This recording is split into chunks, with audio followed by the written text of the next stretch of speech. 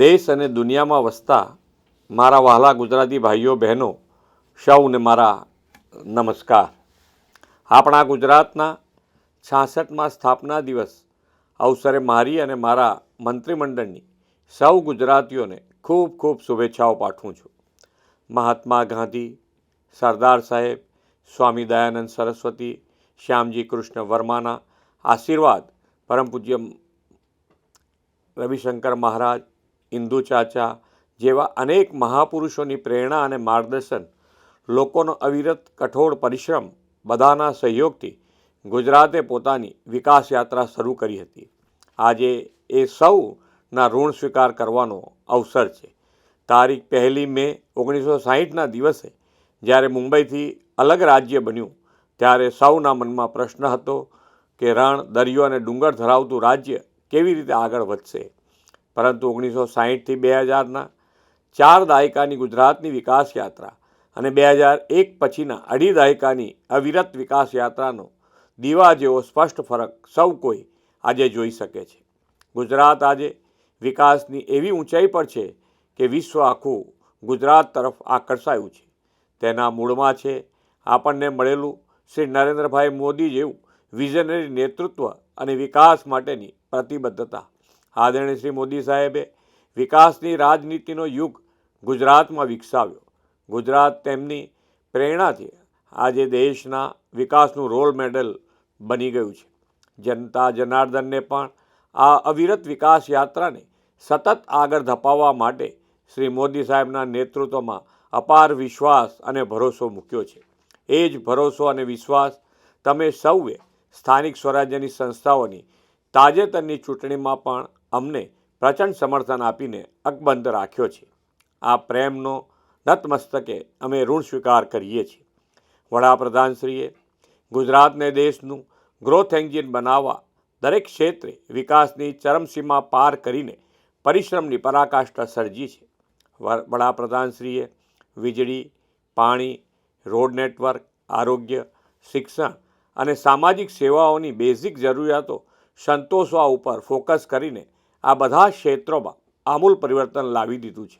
આજે જ્યોતિર્ગ્રામ યોજનાથી 24 કલાક સતત 3 ફેઝ વીજળી રાજ્યના અંતરિયાળ વિસ્તારોના ગામો સુધી મળી રહી છે. વીજળી ઉત્પાદનની ક્ષમતા 8,750 મેગાવોટમાંથી વધીને લગભગ 53,000 મેગાવોટ થઈ છે. ગુજરાત દેશનું એકમાત્ર રાજ્ય છે જ્યાં ગેસ ગ્રીડ, વોટર ગ્રીડ અને ઇલેક્ટ્રિસિટી ગ્રીડનું નિર્માણ થયું છે. ઔદ્યોગિક, સાંસ્કૃતિક, સામાજિક વિકાસની સાથે આપણે અર્બન ડેવલપમેન્ટને વધુ ગતિ આપવા 2025ના વર્ષને શહેરી વિકાસ વર્ષ તરીકે ઉજવ્યું અને શહેરી વિકાસ માટેનું બજેટ 40% વધાર્યું છે. વેપારી રાજ્ય તરીકે ઓળખાતા ગુજરાતમાં મૂડીરોકાણ વધે, નવા વેપાર ઉદ્યોગ વિકસે તે માટે શ્રી નરેન્દ્રભાઈએ 2003થી વાયબ્રન્ટ ગુજરાત ગ્લોબલ ઇન્વેસ્ટર સમિટની શરૂઆત કરાવી હતી. વાયબ્રન્ટ સમિટની સતત સફળતાને પગલે ગુજરાત આજે global gateway to the future અને દેશમાં સૌથી ઓછો બેરોજગારી દર ધરાવતું રાજ્ય બન્યું છે. આપણા દરેક જિલ્લાની પોતાની આગવી પ્રોડક્ટ અને વિશેષ સ્ટ્રેન્થ છે. આદરણીય વડાપ્રધાનશ્રીની પ્રેરણાથી આપણે આ સ્ટ્રેન્થને વોકલ ફોર લોકલથી ગ્લોબલ પ્લેટફોર્મ આપવા વાયબ્રન્ટ ગુજરાત રિજિયોનલ કોન્ફરન્સની શરૂ કરી છે. ઉત્તર ગુજરાત અને સૌરાષ્ટ્ર કચ્છ પ્રદેશની આવી કોન્ફરન્સને જ્વલંત સફળતા મળી છે. હવે દક્ષિણ ગુજરાત પ્રદેશની VGRCનો ગુજરાત સ્થાપના દિવસથી સુરતમાં પ્રારંભ થયો છે. હવેનો જમાનો સોલર, વિન્ડ અને હાઇબ્રિડ રિન્યુએબલ એનર્જીનો અને ગ્રીન હાઇડ્રોજનથી ગ્રીન ગ્રોથનો છે. ગુજરાતે તો એ દિશામાં ક્યારનું આયોજન કરી દીધું છે.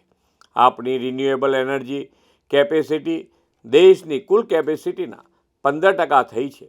સોલાર રૂફટોપ યોજનામાં ગુજરાત 3 લાખથી વધુ ઘરો આવરી લઈને બહુ આગળ નીકળી ગયું છે. પરંપરાગત ઉદ્યોગથી આગળ વધીને આપણે રાજ્યમાં હાઈટેક ઇન્ડસ્ટ્રી સ્થાપનાને વેગ આપ્યો છે.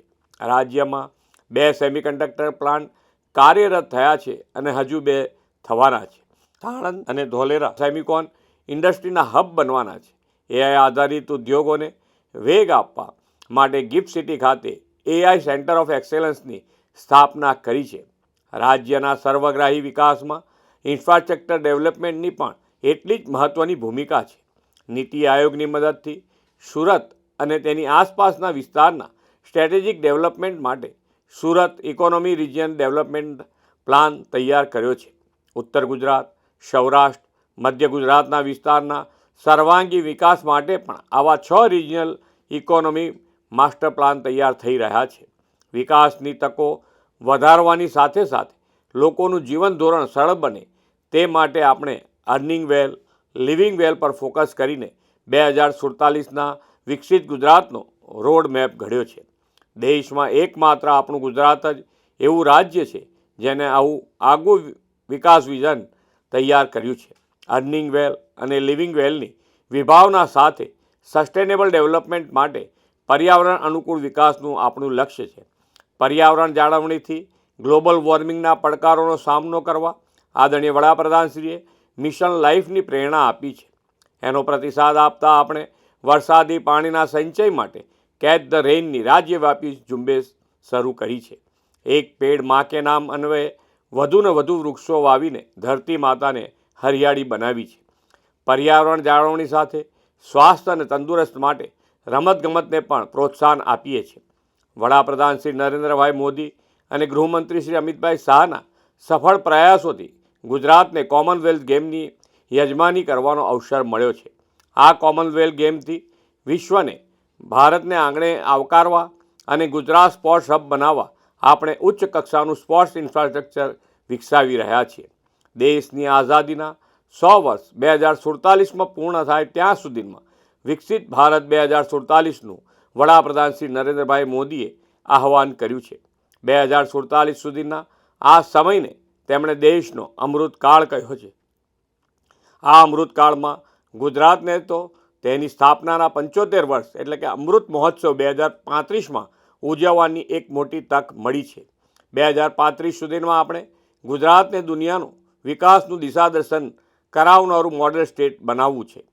આપણો તો એક જ સંકલ્પ છે, ગરીબ, અન્નદાતા, યુવાઓ, નારી શક્તિ, વંચિત અને નાનામાં નાના માનવીને PM Kisan Samman Nidhi, PM Awas Yojana, PM Garib Kalyan Anna Yojana અને જરૂરિયાતમંદ સૌને આયુષ્યમાન ભારતનું વડાપ્રધાનશ્રીનું આરોગ્ય રક્ષા કવચ પણ પૂરું પાડીને તંદુરસ્ત સમાજથી વિકાસની મુખ્ય ધારામાં લાવીને સૌના સાથ, સૌના વિકાસ, સૌના વિશ્વાસ અને સૌના પ્રયાસથી ગુજરાત વિકાસના દરેક ક્ષેત્રમાં પ્રથમ ક્રમે રહે.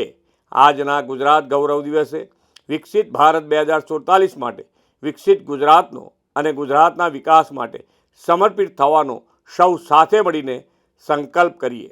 ફરી એકવાર